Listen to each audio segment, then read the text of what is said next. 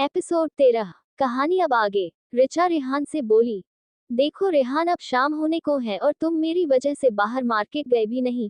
लेकिन मैं नहीं चाहती कि मेरी वजह से जूली का प्लान खराब हो। वो बहुत खुश होगी आज तुमसे मिलने यहाँ पर आने के लिए। तो मैंने तुम्हें जो पर्ची दी है, जल्दी से जाकर वो सारा सामान ले आओ, तब तक मैं कुछ और सोचती हूँ। अच्छा ठीक है, मैं जा रहा हूँ, पर तुम फिर से सैड मत होना। और हाँ, मैं मॉम से बोल दूंगा कि वो आगे से तुमसे इस तरह बात नहीं करेगी। उसकी कोई जरूरत नहीं है रेहान, सच्ची में मुझे उनकी बातों का बुरा नहीं लगा है। बस थोड़ा सा तकलीफ हुआ, वो भी ये सोचकर कि मैंने उनका भरोसा तोड़ दिया। पर कोई नहीं, मैं भी हार मानने वालों में से नहीं हूँ। मैं उनका दिल इन 1 साल के अंदर जीत कर ही रहूंगी, ताकि जब यहाँ से जाओ तो मुझे इस बात की गिल्ट ना रहे कि मैंने उनका दिल दुखाया है। अब तुम क्या सारा टाइम यहीं पर खड़े रहोगे? जाओ जल्दी से, वरना जूली आ जाएगी। रिचा ये बात रेहान से मुस्कुराते हुए बोल रेहान को हल्का सा धक्का देते हुए कमरे से बाहर निकाल देती है। रेहान वहां से चला जाता है, तभी रिचा वहीं खुद में खड़ी हुई बोलती है, मैं जानती हूँ कि आंटी मुझसे बहुत नाराज है। शायद उन्हें मेरा सच छिपाना बहुत हर्ट कर दिया है, पर कोई नहीं, जब मैं राजेश अंकल और रेहान के बीच की सारी दूरियां को खत्म कर दूंगी ना, तब आंटी की नाराजगी भी मुझसे खुद ब खुद दूर हो जाएगी। रिचा अभी खुद में ये बोल मुस्कुरा ही रही थी कि तभी उसके सर में तेज चक्कर आने लगे और वो अपना सर पकड़ जोर से कराहते हुए जल्दी से जाकर बेड पर बैठ गई और खुद में बोली, ये मुझे इतनी तेज चक्कर कैसे आने लगे? मैं तो बिल्कुल ठीक हूँ। तो फिर ये अभी जो मुझे चक्कर आ रहा था वो क्या था? कहीं वही सपना में वजह से तो नहीं? शायद हो सकता है। फिलहाल मुझे ये सब छोड़ जल्दी से जाकर रेहान के कमरे को अच्छे तरीके से सजाना है, ताकि जब जूली उससे मिलने उसके कमरे में आए तो उसका कमरा देख बहुत खुश हो जाए। रिचा अभी ये सब सोच ही रही थी तभी उसे जूली की नाराजगी याद आ गई कि कैसे वो जब यहाँ आई थी तो उसके गले मिलना तो दूर, उससे 2 शब्द प्यार से बात भी नहीं की थी।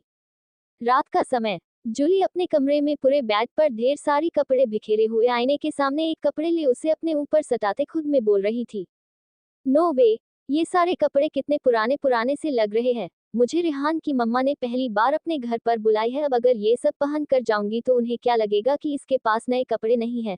मैं क्या पहनूं, कुछ समझ में ही नहीं आ रहा है। एक काम करती हूँ, दिदू से ही कॉल कर पूछ लेती हूँ। जैसे ही अपना फोन उठा रिचा को कॉल लगाने ही वाली थी कि तभी उसे याद आ गया कि वो तो रिचा से बात भी नहीं करती है। ये याद आते ही वो खुद में बोल पड़ी, नहीं नहीं, मैं उन्हें कॉल नहीं करूंगी। अरे मैं खुद कपड़े सेलेक्ट कर सकती हूँ, मुझे उनकी कोई जरूरत नहीं है। वैसे ही उन्हें सबके सामने अच्छा बनने का कुछ ज्यादा ही शौक रहता है। जूली रिचा के बारे में सोच उदास हो बेड पर बैठ जाती है।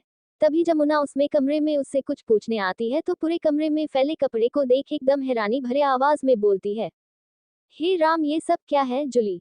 तूने इस पूरे कमरे का क्या हाल बना के रखा है और अपनी सारा कपड़ा इस तरह फैलाया हुआ क्यों है? क्या कर रही थी बता? मम्मा, मेरे पास एक भी कपड़े ढंग के नहीं है। देखिए ना, सारे के सारे कपड़े कितने पुराने और ओल्ड फैशन के लग रहे हैं। मैं रेहान के घर, फिर मन ही मन हड़बड़ाते हुए बोली, ओ सीट, अगर मोम को पता चल गया कि मैं रेहान के घर जा रही हूँ तो वो मुझे इस वक्त तो नहीं जाने देंगी। मेरा मतलब है कि मैं रूहानी, वो जो मेरी हॉस्टल में रूम पार्टनर है, उसके घर जा रही थी। आज उसने अपने घर पर खाने के लिए इनवाइट किया है। उसी के लिए कपड़े निकाल रही थी, पर देखिए ना, यहाँ के भी कपड़े मेरे पहनने लायक नहीं है। अब मैं क्या पहन कर जाऊँ, ये समझ में नहीं आ रहा है मुझे। जूली की बात सुनकर जमुना को हंसी आ गई और वो हंसने लगी, मम्मा, मैं यहाँ पर इतनी कंफ्यूज हूँ कि क्या पहन कर रूहानी के घर जाओ और आप कोई रास्ता दिखाने के बदले हंसे जा रही है। आप हंस क्यों रही है? अब हंसू ना तो क्या करूँ बेटा? तुम भी ना, एक डिनर पर जाने के लिए अपने सारे कब्र को तहस नहस कर दी और फिर भी तुम्हें एक भी कपड़े नहीं मिले पहनने के लिए। मम्मा प्लीज, इस वक्त आप मेरा मजाक उड़ना बंद कीजिए और अगर आपको कुछ समझ में आ रहा है तो बताइए कि मैं क्या पहनूं। तब जमुना एक फुल लॉन्ग स्कर्ट और क्रॉप टॉप उठाते हुए बोली, ये ले, ये पहन ले, तुझ पर ये ड्रेस बहुत फबती है। अरे हाँ मम्मा, मुझे ये ड्रेस तो पहले दिखी ही नहीं थी। ये तो मस्त है, फुल ड्रेस भी है और स्टाइलिश भी, थैंक यू मम्मा। इतना बोल जूली जमुना के गले से लग जाती है और एक प्यारा सा किस गाल पर कर झट से बाथरूम में ड्रेस चेंज करने चली जाती है। उसे बहुत दिनों के बाद इतना खुश देखकर जमुना खुद में खुशी से बोली, लगता है अब धीरे धीरे मेरी बच्ची फिर से सही हो रही है। नहीं तो उस नरगिशगर से जब वापस लौटे थे तो ये एकदम चिड़चिड़ी हो गई थी। चलो कम से कम इसका मूड तो ठीक हुआ। इधर रोहन वापस रिचा ने जो जो सामान लाने को बोली थी वो सारा लेकर वापस आ गया और जैसे ही वापस घर आया नयनतारा सामने आ खड़ी होते हुए पूछी, तू इस समय कहाँ गया था रेहान? अच्छा ये सब छोड़ और ये बता कि जूली कब तक आएगी? उसे पता नहीं है कि हम वेट कर रहे हैं उसका खाने पर। वो मॉम, मैं जूली के लिए कुछ सामान लेने गया था। लेकिन आप इतना परेशान क्यों हो रही है? वो आ ही रही होगी। अच्छा ठीक है, जब तक वो यहाँ पहुँचती है तब तक जल्दी से जाकर तुम भी अपने ये कपड़े चेंज कर लो। नयनतारा के कहने पर रेहान भी अपने कमरे में चला जाता है। लेकिन वो जैसे ही वहां पहुंचता है, ऋचा एक टेबल पर चढ़ दीवार पर गुब्बारा टांग रही होती है और उसका पैर टेबल पर से नीचे आ रहा होता है और वो जो ही गिरने वाली होती है। रेहान का नजर जैसे ही ऋचा के पैरों पर जाता है, वो सारा सामान का थैला वही दरवाजे पर छोड़ जल्दी से चलकर ऋचा के पास पहुंच जाता है और अभी वो ऋचा को कुछ कहता उससे पहले ही टेबल पलट जाता है और ऋचा एकदम पीठ के बल नीचे जमीन पर गिरने ही वाली होती है। लेकिन रेहान उसे एकदम से उसे अपने गोद में थाम लेता है। ऋचा पहले तो डर के मारे अपनी आंखें बंद कर लेती है क्योंकि उसे लगता है कि वो नीचे गिर गई है। लेकिन जब उसे लगता है कि वो नीचे नहीं गिरी है, तब धीरे से अपनी एक आंखें खोलते हुए हल्के से सामने देखती है और जैसे ही रेहान का चेहरा देखती तो झट से हड़बड़ा कर अपनी दोनों आंखें खोल बोलती है, अरे रेहान, तुम यहाँ पर क्या कर रहे हो? और क्या करूंगा, देख नहीं रही हो तुम्हें अपनी गोद में संभाले खड़ा हूँ। तुम्हारा दिमाग तो घास चरने गया हुआ है, इसीलिए मुझे तुम्हारा ध्यान रखना पड़ता है, क्या करो। ए मिस्टर रघुवंशी, तुम मेरा मजाक उड़ा रहे हो, पहले मुझे नीचे उतारो।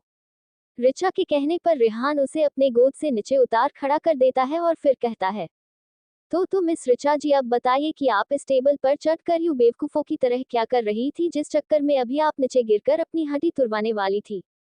तभी ऋचा बोली, वो मैं बस तुम्हारा कमरा सजा रही थी, ताकि जब तुम जूली को लेकर अपना कमरा दिखाने आओ तो वो तुम्हारा कमरा देख खुश हो जाए। और ये देखो ना, मैंने पूरा कमरा कितने अच्छे से सजाया है, देखकर बताओ ना तुम्हें कैसा लगा।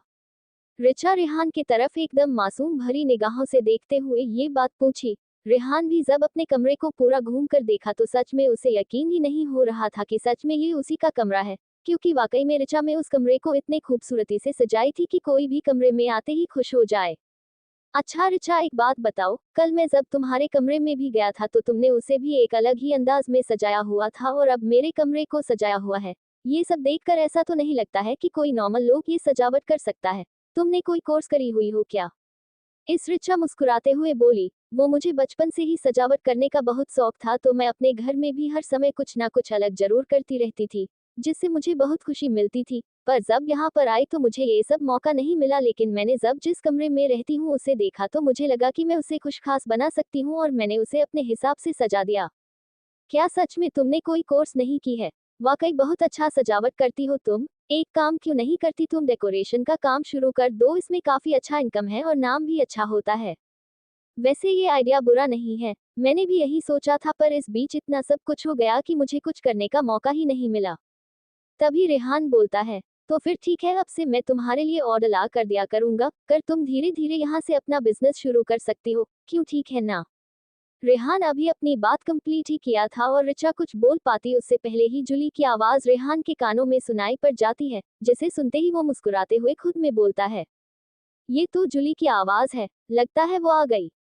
इतना बोल रेहान दौड़ता हुआ कमरे से बाहर चला जाता है और ऋचा बस वहीं खड़ी देखती जाती है। जूली की आवाज जैसे ही रेहान के कान में पड़ती है, वो कमरे से दौड़कर बाहर निकल जाता है और ऋचा वहीं खड़ी खुद में बोलती है, वाओ, सच में जूली बहुत लकी है जिसे रेहान रेहान जैसा लाइफ पार्टनर मिला है। मुझे पहले लगता था कि रेहान बहुत नकचरा और खराब लड़का है, पर अब जब उसके साथ कुछ दिनों रह रही हूँ तो उसकी अच्छाई दिखाई दे रही है। वो भले ही इस शादी को ना मानता हो, हाँ मैं भी नहीं मानती, पर फिर भी वो मुझे अपनी रिस्पॉन्सिबिलिटी समझ अपना पूरा फर्ज निभाता है। और अभी जूली की आवाज सुन किस तरह से दौड़ पड़ा, काश कि मेरे लाइफ में भी इसी तरह का कोई हमसफर होता। ऋचा ये बातें खुद में बोल एक लंबी आंखें भर कमरे से निकल गई। इधर जूली जैसे ही घर के अंदर अपने कदम रखी, रेहान उसके तरफ खुशी से भागता हुआ उसके गले से लगते हुए बोला, थैंक गॉड, अब हम दोनों आराम से मिल सकते हैं यार, मैं बहुत खुश हूँ तुम्हें यहाँ पर देखकर। मैं भी बेबी बहुत खुश हूँ, वरना मैं तो डर ही गई थी कि कहीं तुम्हारी मम्मा देदू को सच में तुम्हारी पत्नी ना बना दे, पर अब मुझे डर नहीं है। ये दोनों अभी अपनी खुशी से एक दूसरे से बांट ही रहे थे कि तभी किचन से निकल रही नयनतारा की नजर रेहान पर जा पड़ी, जो जूली को अपने गले से लगाया हूँ था। ये देखते ही नयनतारा हड़बड़ा कर आगे बढ़ी और अपने चेहरे पर एक प्यारी सी मुस्कान लाए बोली, अब क्या तुम दोनों ही अकेले मिलोगे? रेहान, अपनी मॉम को नहीं मिलवाओगे जूली से? नयनतारा की आवाज सुनते ही रेहान झट सर जूली से दूर हो खड़ा हो गया और जूली को इशारे में उनके पैर छूने को बोला, जिसे जूली ने इग्नोर कर बस खड़ी रही। अरे रेहान, तुमने तो सच में बहुत सुंदर बहू ढूंढा है हमारे लिए, जूली बेटा तुम आओ हमारे साथ, हम तुम्हें अपना पूरा घर घुमाते हैं और फिर आज हमने अपने हाथों से तुम्हारे लिए खाना भी बनाए हैं। इस पर जूली बोली, ओ सो स्वीट आंटी, पर मैं सारा खाना नहीं खाती हूँ। वो क्या है ना कि मैं थोड़ा डाइट पर हूँ तो बस हल्का खाना ही खाती हूँ। वैसे भी मुझे अपने शरीर का खास ख्याल रखना होता है ना, वरना मेरी फिगर खराब हो जाएगी। जूली एकदम बेवकूफ जैसे बात कर रही थी नयनतारा से। ये बात रेहान समझ रहा था और मन ही मन खुद में बले जा रहा था। ये जूली भी ना फर्स्ट टाइम में ही मॉम को कहीं नाराज ना कर दे, हर बात का उल्टा जवाब देती है। ऊपर से मैंने बोला भी उसे मॉम का आशीर्वाद ले, पर नहीं, उसे तो ये सब ओल्ड फैशन लगता है, मानती ही नहीं है मेरी बात। नयनतारा जूली को अपने सतगले अपने कमरे में जा ही रही होती है कि तभी सीढ़ी के पास अपने दोनों हाथ एक दूसरे के हाथों में पकड़े आंखों में बहन से मिलने की खुशी में खड़ी हुई थी कि शायद आज जूली उससे बात कर ले, लेकिन आज भी ऋचा को देखकर भी जूली उसे इग्नोर करते हुए बोली, आंटी चलिए ना, आप मुझे अपना कमरा दिखाने वाली थी ना, वैसे भी मुझे यहाँ पर कुछ अच्छा फील नहीं हो रहा है। जूली ऋचा को देखकर ये बातें बोल रही थी और ऋचा भी ये बात समझ रही थी, पर वो कुछ नहीं बोली, बस वहीं खड़ी रही। फिर नयनतारा जूली को ले अपने कमरे में चली गई। उन दोनों के जाने के बाद रेहान ऋचा के पास आते हुए अपने एक हाथ को जेब में डालते हुए थोड़ा अफसोस के साथ बोला, मुझे माफ कर दो ऋचा, मेरी वजह से तुम दोनों बहनों के बीच में इतना दरार आ गया है। सच मानो मैं बहुत कोशिश करता हूँ कि जूली को ये समझा पाऊँ कि वो तुम्हें गलत नहीं समझे, पर वो समझने के बजाय मुझसे भी गुस्सा हो जाती है। लेकिन मुझे पूरी उम्मीद है कि वो बहुत जल्द तुम्हें माफ कर देगी और तुमसे बात भी करेगी, लेकिन तब तक तुम ऐसे उदास मत हो। देखो रेहान, मैं बिल्कुल ठीक हूँ और तुम इस वक्त मेरी चिंता मत करो, बल्कि जाकर जूली के लिए जो सारे गिफ्ट्स वगैरह लाए हो उसे जाके दिखाओ। बात रही मेरी, तो मैं जूली की बातों से भला क्यों दुखी होने लगी, वो मेरी छोटी बहन है। और अब तो ये शादी की बात भी सबके सामने आ गई और तुम्हारे घर वालों को भी जूली बहुत पसंद है, अब कोई प्रॉब्लम ही नहीं है, तो वो मुझे माफ कर ही देगी। आर यू श्योर कि तुम ठीक हो? हाँ बाबा, मैं सच में ठीक हूँ। तुम्हें मैं क्या ठीक नहीं लग रही हूँ? अब जल्दी से जाओ जूली के पास। ऋचा के कहने पर रेहान जूली के पास चला गया, लेकिन ऋचा को अब थोड़ा थोड़ा बुरा महसूस होने लगा था जब वो रेहान को जूली के आस जाते देखती तो। पर वो खुद से ही लड़ रही थी ये सब ना मानने के लिए और हर बार खुद को याद दिलाती रहती थी कि रेहान उसका पति नहीं है, वो उसके छोटी बहन का होने वाला पति है। ये बात वो जानबूझकर याद करती रहती थी कि कहीं गलती से वो रेहान को अपना ना मानने लगे। इधर नयनतारा जूली को जब अपने कमरे में लेकर गई तो जूली कमरे में जाते ही बोल पड़ी, ओ नहीं, क्या आंटी आप अपने कमरे को इतने पुराने तरीके से क्यों सजाए रखी हुई है?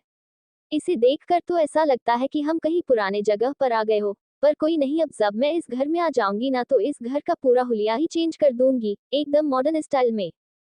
जूली की बात सुन नयनतारा उसके तरफ एकदम अचरज भरी निगाहों से देखने लगी और मन ही मन सोची, कितना फर्क है इसमें और ऋचा में। भले दोनों साथ में पली बड़ी है, पर फिर भी जब मैं ऋचा को बोली थी कि वो उस कमरे को क्यों बदल दी तो वो तुरंत बोल पड़ी कि अगर उन्हें अच्छा नहीं लगा तो वो अभी वापस वैसा कर देती हूँ। और एक ये है जो मुझे सामने से बोल रही है कि मैं कितनी पुरानी हूँ और वो शादी के बाद सारा घर ही बदल देगी।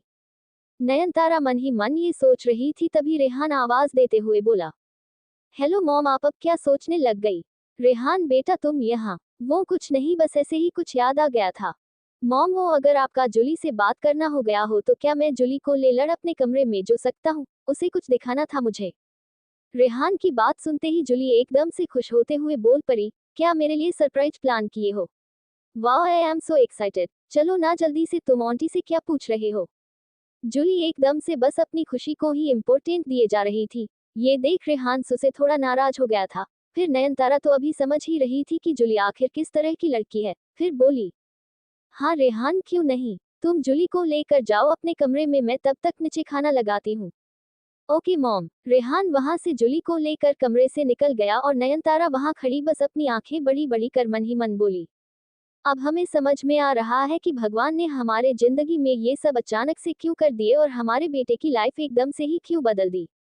जूली जैसे ही रेहान के कमरे में पहुंची वहां का सजावट देख एकदम से हैरान हो गई और खुशी से चहकते हुए बोली, ओहो कितना सुंदर है, ये सब तुमने मेरे लिए किया है रेहान, सच में बहुत खूबसूरत सजाया है तुमने कमरे को।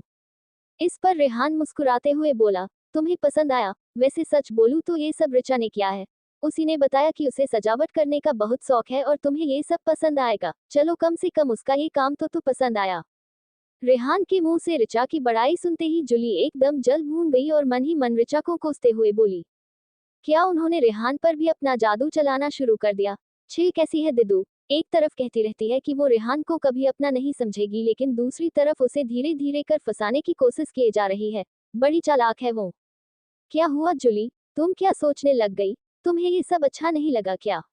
एक मिनट रुको, मेरे पास तुम्हारे लिए कुछ और भी है। जूली अपने गुस्से को अंदर दबा मुस्कुराते हुए बोल पड़ी। क्या तुमने मेरे लिए और कुछ सोचा है रेहान? वाह, आज तो तुम बड़े रोमांटिक हो रहे हो। अच्छा जल्दी से दिखाओ ना, क्या लाए हो मेरे लिए? जूली की खुशी देखकर रेहान भी मुस्कुराते हुए अपने अलमारी के तरफ चला गया और उसमें से 2 थैला निकाल जूली की तरफ आते हुए बोला, ये तुम्हारे लिए है, इसे खोल कर देखो ना, तुम्हें पसंद आया या नहीं? वो तो मैं देख लूंगी बेबी, पर पहले तुम मुझे ये बताओ कि वो दूसरे थैला में क्या है? क्या उसमें भी मेरे लिए कुछ और है? ये, अरे नहीं जूली, ये मैंने ऋचा के लिए ले लिया है। आजकल तुम भी उससे ठीक तरीके से बात नहीं कर रही हो और वो ये सब घर में भी नहीं बताना चाहती है ताकि तुम्हारी मॉम और पापा को टेंशन न हो, और यहाँ का भी तुम जानती ही हो कि मॉम को जब से हमारी शादी के बारे में पता चला वो उससे पता नहीं क्यों गुस्सा है। इस सब के बीच वो बेचारी खुद को बहुत अकेला फील कर रही है। मैं जानता हूँ कि वो बताती नहीं ये सब, पर मैंने देखा है उसके आंखों में उसके तकलीफ, बस इसीलिए सोचा कि उसके लिए एक कपड़ा ले लेता हूँ, इसे देखकर शायद थोड़ी खुशी मिल सके उसे। रेहान देखते ही देखते ऋचा के बारे में इतना सोचने लगा। ये देख जूली का गुस्सा 7वें आसमान पर पहुंच चुका था और वो अपने मुट्ठी को कसकर खुद में बांधे मन ही मन बोली, नहीं दी, अब आप हद पार कर रही हो, बस अब बहुत हो गया। मैं जानती हूँ आप शुरू से ही मुझसे मेरे रेहान को छीनना चाहती थी और अब जब आपको मौका मिला है तो आप उसका भरपूर फायदा उठा रही है। रेहान के सामने एकदम लाचार और दुखी बन ड्रामा करती है ताकि वो आप पर ध्यान दे, पर अब ये नहीं होगा।